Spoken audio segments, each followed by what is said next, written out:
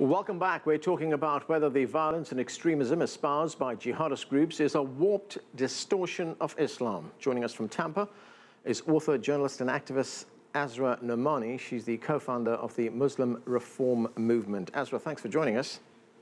Thank you so much for having me here. Now, when we talk about groups like Islamic State and Al-Qaeda, terrorist groups really, and their relationship to Islam, one of the explanations we often hear is that what these groups do has got nothing to do with Islam. They're basically a bunch of criminals, a bunch of thugs carrying out this kind of violence for their own ends. But in effect, has Islam been hijacked by groups like Al-Qaeda and Islamic State? Yeah, I think we're really doing ourselves a disservice when we don't talk about the Islam and Islamic State. The Islamic State and all the militant groups around the world rely on a theology of Islam that is very real and very dangerous. I mean, we are in an existential ideological battle. It is the battle of our lifetime right now, and we have to win it with honesty and clarity. And so for me, these Islamic State radicals, the militant groups in Pakistan and in other countries around the world, they are criminals, they are murderers, they are thugs, and they unfortunately rely on an interpretation of Islam that is very real, and we must defeat it. So the challenge then, as you have argued, is that Muslims have to take back their religion from groups like Islamic State. How do Muslims go about that?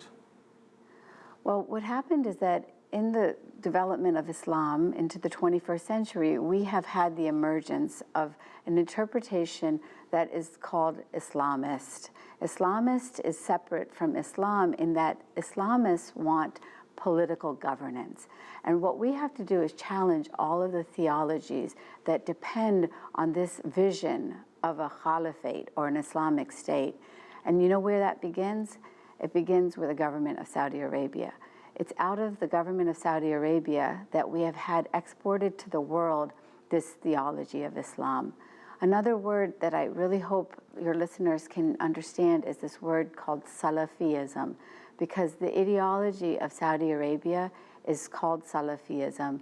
It means that they are trying to go back to this very literal reading of the Quran, and that literal reading is very problematic when it comes to issues of crime, war, women's rights, minority rights. And so to take back the faith, what we are doing is challenging those interpretations and putting forward a new vision based on peace, human rights, and secular governance.